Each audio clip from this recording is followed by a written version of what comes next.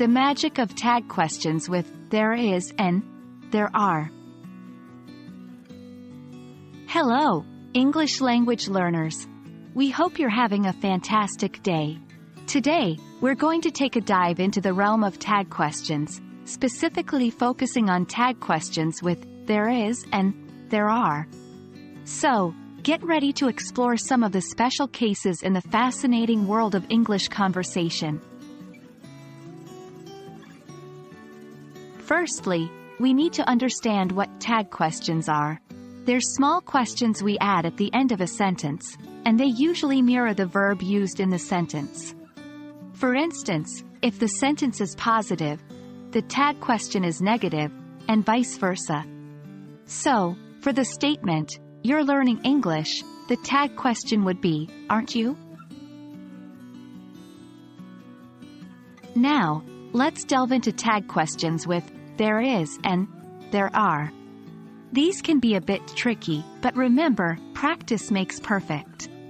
If we have a positive statement with there is or there are, like, there is a cat in the garden, the tag question will be, isn't there?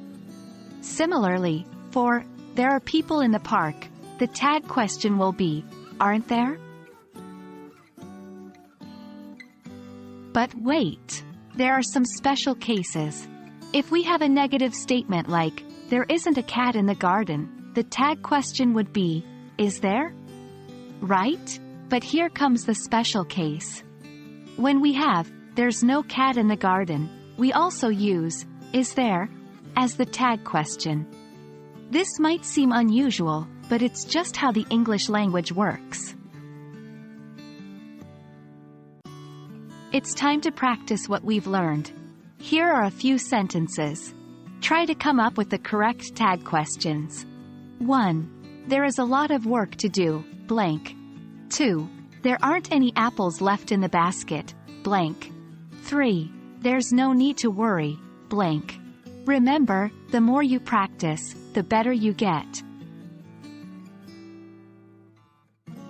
And there we have it.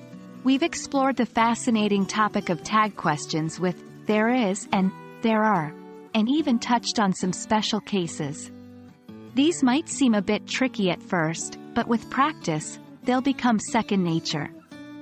So keep practicing, keep exploring, and remember, every bit of effort brings you one step closer to mastering the English language. Happy learning! We hope this video has been helpful to you.